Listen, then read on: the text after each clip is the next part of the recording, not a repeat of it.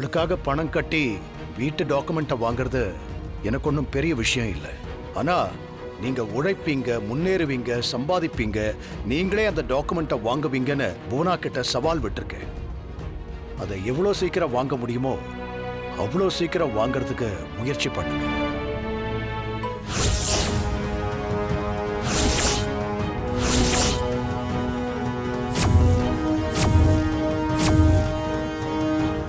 இந்த கண்களை நான் எங்கேயோ பார்த்திருக்கேன்.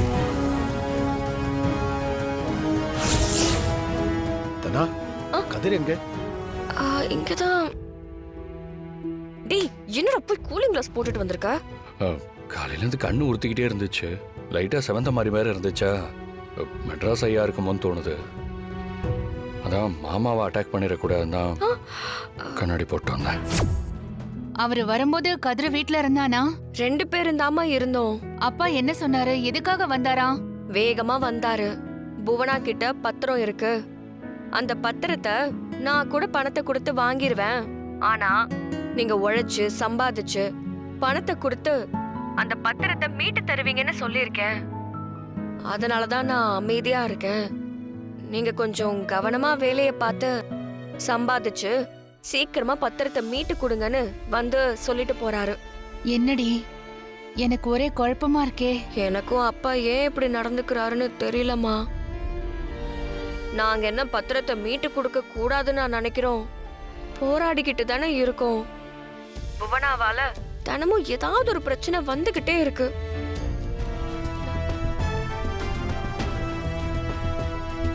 வணக்கம் சார். வணக்கம் மேடம். எதுக்கு திடீர்னு வர சொன்னீங்க? ஏதாவது பிரச்சனையா? வாசு,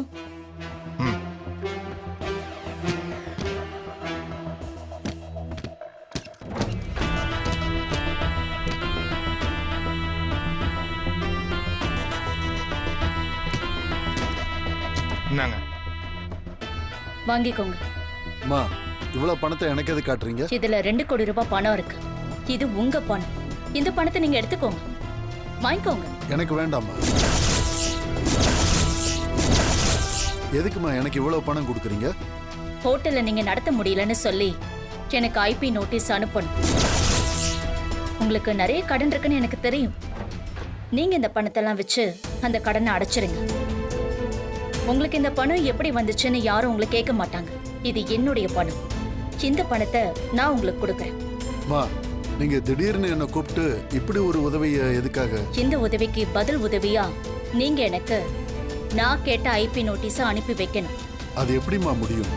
கதிர் என்ன நம்பி ராத்திரி பகலுமா உழைக்கிறான். மாயா, சீனுன்னு ரகுராம் குடும்பமே எனக்கு சப்போர்ட் பண்றாங்க. என் மேல இருக்கிற நம்பிக்கையில ரகுராம் ஐயாவோட வீட்டு பத்திரத்தையே உங்ககிட்ட அடமானம் வச்சிருக்காங்க. அதை மீட்கிறதுக்கு கதிரும் அவர் மனைவி தனாவும் தான் போராடிக்கிட்டு இருக்காங்க.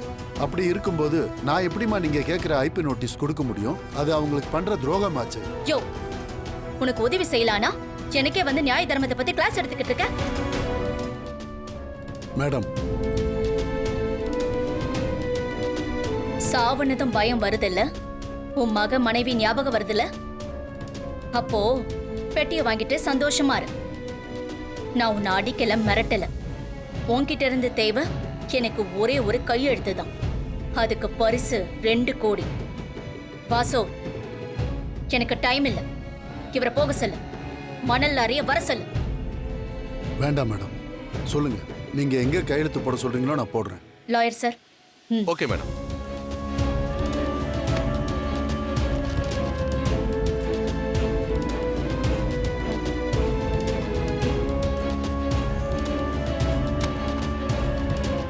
மேடம்க்கு ஐபி நோட்டீஸை நீங்க அமிச்ச மாதிரி நான் அமிச்சிடுறேன்.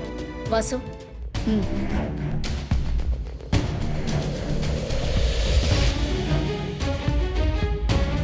போயிட்டு வாங்க. வரேன் மேடம், வரேன் சார். தங்கச்சி, சாதிச்சிட்டமா. உன்னை நினைச்சா எனக்கு ரொம்ப பெருமையா இருக்குமா? ஆமாண்ணே, இந்த விஷயத்துல கண்டிப்பா நான் தோக்கவே மாட்டேன். கண்டிப்பா ரகுராம் குடும்பம் நடு தெருவுக்கு வரது உறுதின. இப்போ எதுக்காக இங்க நோட்டீஸ் ஒட்டிருக்கீங்க? ரகுராம், ரகுராம்,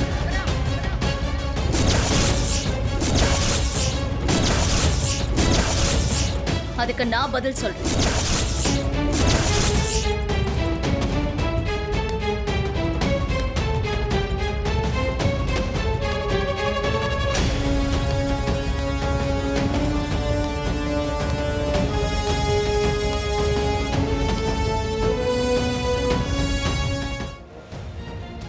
கதிர் ஹோட்டல் நடத்துறதுக்கு அடமானமா உங்க வீட்டு பத்திரத்தை எனக்கு கொடுத்திருந்தீங்க.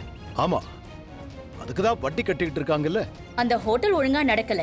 அங்க எக்கச்சக்க பிரச்சனை. அது அடிக்கடி மூடுவாங்க. அந்த ஹோட்டல்ல துப்பாக்கி சூடு நடந்திருக்கு. ரவுடிங்க கூட்டம் அங்க அதிகமா வராங்க. அங்க ஒழுங்கா பிசினஸ் நடக்காம அந்த ஹோட்டல் ஓனர் ஐபி நோட்டீஸ் கொடுத்துட்டாரு. இல்ல, நான் உன்னை நம்ப மாட்டேன். என்ன நீ நம்ப வேண்டாம்.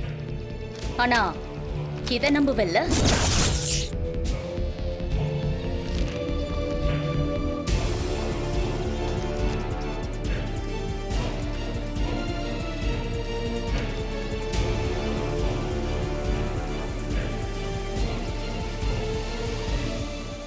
கொடுங்க.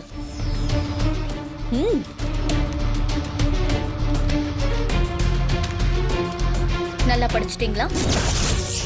கதிர் ஹோட்டல் அந்த ஓனரால கடன் அடைக்க முடியாது. அதனால கதிர் வாங்கின 50 லட்சம் ரூபாயில 10 லட்சம் ரூபாய் கொடுத்திருக்கான். பாக்கி 40 லட்சம் ரூபாவை உடனே எனக்கு திருப்பி கொடுக்கணும். அதுக்கு 2 நாள் டைம் தரேன். அதுக்குள்ள கதிர் வந்து பணத்தை கொடுக்கலனா அவ வாங்கின கடனுக்கு ஈடா இந்த வீட்டு பத்திரத்தை என்கிட்ட கொடுத்திருக்கீங்க. 2 நாள்ல நீங்க இந்த வீட்டை காலி பண்ணி ஆகணும். வீடு எனக்கு சொந்தமாகும்.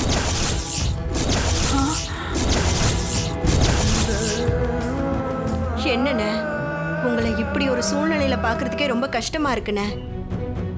நாங்க தான் அன்னைக்கே சொன்னோம்ல, கதிரையெல்லாம் நம்பி டாக்குமெண்ட்டை தூக்கி கொடுக்காதீங்கன்னு சொல்லி. அவன் என்னைக்கு வாழ்க்கையில முன்னுக்கு வர போறான்? அவனால என்ன முடியும்? அவனுக்கு முதல்ல என்னதான் தெரியும்? அவன் இங்க தானே வளர்ந்தா, அவனை பத்தி நமக்கு தெரியாதா? அவன் தனாவை கல்யாணம் பண்ணிக்கிட்டு உங்களுக்கு கொஞ்சம் கூட விருப்பமே இல்ல. அப்புறம் அவன் ஏதோ பிசினஸ் ஆரம்பிக்கிறான்னு சொல்லி இந்த வீட்டு பத்திரத்தை கொண்டு போய் கொடுத்துட்டீங்க. இந்த ஊர்ல அந்த புவனேஸ்வரி எதிர்த்துட்டு யாராவது வாழ முடியுமானே?